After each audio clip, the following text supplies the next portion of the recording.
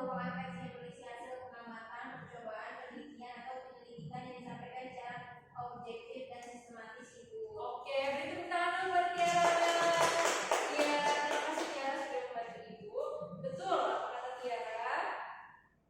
Bahwa teks laporan itu adalah teks yang melaporkan ya, teks hasil observasi atau pengamatan gitu. Nah, untuk minggu ini kita akan membahas mengenai memaknai teks laporan. Jadi teks laporan itu bukan hanya sekadar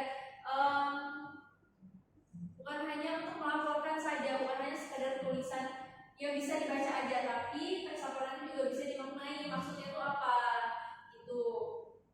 Nah, ini ada pengertiannya. Jadi memaknai teks laporan adalah memahami bahwa teks laporan merupakan teks yang berisi hasil pengamatan atau percobaan yang disajikan secara sistematis dan objektif. Teks laporan juga bertujuan untuk memberikan informasi yang jelas kepada pembaca. Lalu ada tujuannya. Yang pertama, mendapatkan informasi yang akurat. Jadi ketika kita membaca teks laporan itu pasti kita mendapatkan informasi yang akurat karena isinya itu sesuai dengan data yang ada, sesuai dengan data dan fakta, dan itu pasti. Itu yang kedua, meningkatkan pengetahuan. Jadi selain kita mendapatkan informasi, selain kita tahu, kita juga jadi menambah pengetahuan. Jadi pengetahuannya jadi lebih luas gitu dengan membaca teks laporan. Terus yang ketiga, membuat keputusan yang tepat dan mengembangkan kemampuan berpikir kritis. Jadi ketika anak-anak ibu membaca teks laporan, itu anak-anak ibu juga pasti dilatih untuk berpikir kritisnya gitu. Maksudnya ini tuh teks laporan ini membahas tentang apa sih gitu, dan pasti anak-anak ibu juga memilih teks laporan yang harus dibaca, mana yang tidak gitu ya. Nah, selanjutnya adalah cara memaknai teks laporan. Apakah ada yang tahu cara memaknai teks laporan itu seperti apa? Tahu, Ibu? Ya, Tiara. Jadi cara memaknai teks laporan itu dapat dilakukan dengan beberapa hal. Yang pertama, kita dapat mengidentifikasi terlebih dahulu tujuan dari penulis. Kemudian kita memahami struktur teksnya. Kemudian yang ketiga, mencari informasi utama dari teks laporan. Kemudian ada menghubungkan informasi, mengevaluasi kebenaran informasi, dan kita juga dapat membuat sebuah rangkuman atau evaluasi di akhir mengenai teks laporan. Betul, betul banget pada Tiara. Ya, betul banget Tiara. Jadi cara yang pertama adalah mengidentifikasi tujuan dari penulis. Jadi apa sih yang ingin disampaikan oleh penulis dari teks laporan tersebut, dan siapa sih pembacanya yang dituju oleh si penulis itu gitu. Terus yang kedua, kita juga harus memahami struktur teks. Teks laporan itu kan biasanya terdiri atas pendahuluan, isi, dan penutup, serta kita juga harus mengidentifikasi bagian-bagian penting dalam sebuah teks.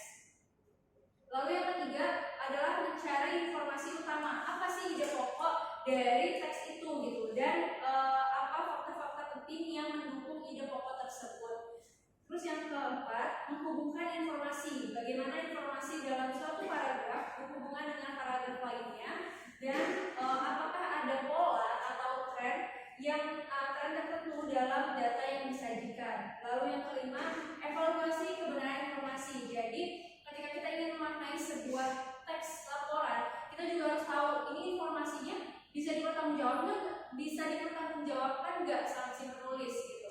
Terus juga sumber informasi yang digunakan itu valid nggak, dan informasi yang disajikan juga cukup lengkap atau tidak gitu, dan apakah teks laporan tersebut ada bias atau ada kepentingan tertentu yang mempengaruhi penyajian teks. Dan yang keenam adalah membuat rangkuman. Jadi setelah anak-anak ibu ini mengidentifikasi informasi-informasi dalam sebuah teks itu, nanti dibuat ringkasan singkat tentang isi teks laporan, lalu menuliskan poin-poin penting yang perlu diingat. Sampai sini ada yang ditanyakan?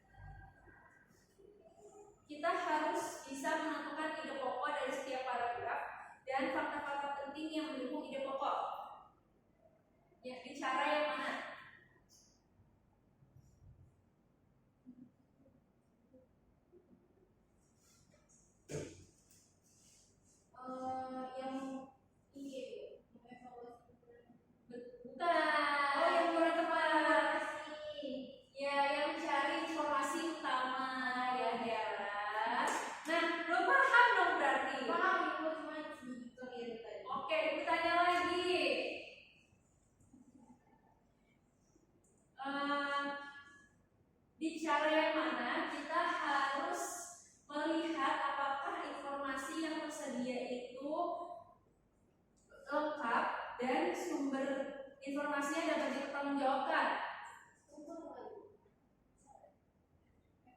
Evaluasi ya, evaluasi kebenaran informasi. Ibu tanya satu lagi. Masih siswa belum bersuara. Di cara yang mana kita harus tahu penulis itu menyampaikan isi teks itu untuk siapa? Itu di cara yang mana?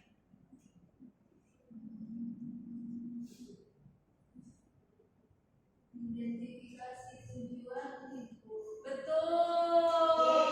Identifikasi tujuan penulis. Jadi paham nggak nih sampai sini? Paham ya?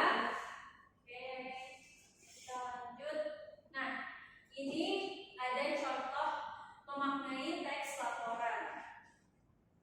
Jadi untuk mengidentifikasi tujuan penulis, ini contohnya. Contoh teksnya, penulis ingin menyampaikan hasil penelitian tentang dampak penggunaan gadget pada prestasi belajar siswa. Lalu dipahami struktur teksnya. Jadi teks itu terdiri atas pendahuluan yang menjelaskan tentang latar belakang masalah, isi yang disajikan, data, dan hasil penelitian, serta penutup yang memberikan kesimpulan. Nah, untuk cari informasi utama, jadi informasi utama ini meliputi data tentang frekuensi penggunaan gadget, jenis gadget yang digunakan, dan pengaruhnya terhadap nilai ujian.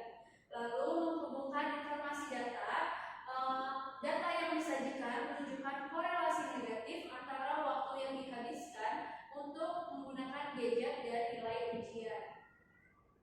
Lalu di bagian evaluasi kebenaran informasi, kita perlu memeriksa metode penelitian yang digunakan, ukuran sampel seperti ukuran sampel dan generalisasi yang dibuat oleh penulis. Dan yang terakhir membuat rangkuman. Penggunaan gadget secara berlebihan dapat menekan prestasi belajar siswa. Jadi untuk memaknai teks laporan ada berapa cara?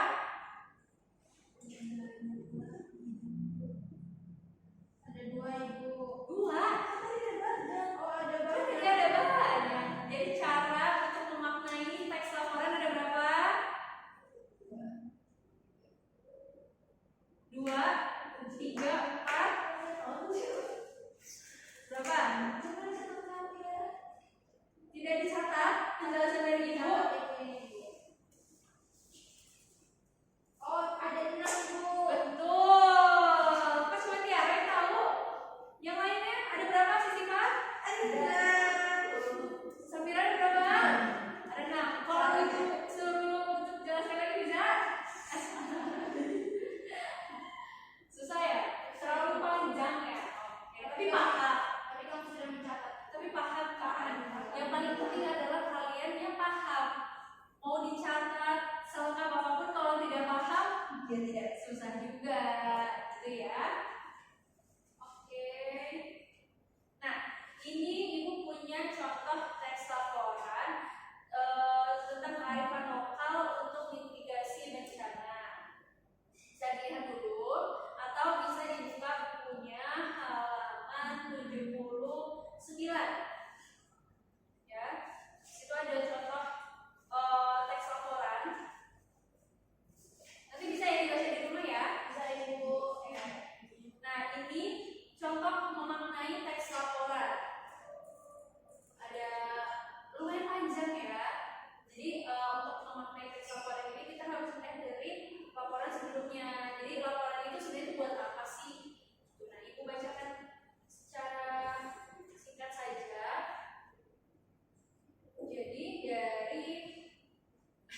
Jadi dari teks laporan SMOG kearifan lokal untuk mitigasi bencana ini.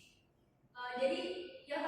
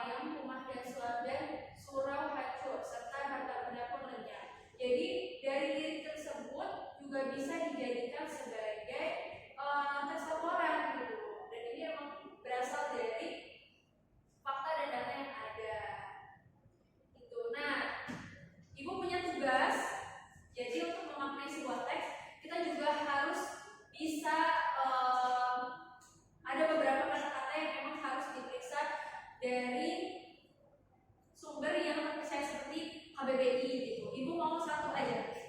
Kayak kita mempasangkan, misalnya arti tsunami ini apa? Ada yang tahu?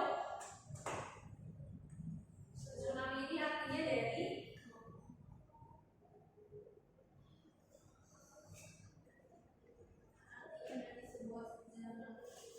Kalau kata KBBI, tsunami adalah gelombang laut dahsyat, Ibu. betul, betul. Jadi tsunami ini adalah gelombang laut dahsyat atau gelombang pasang yang terjadi karena gempa bumi atau letusan gunung api di dasar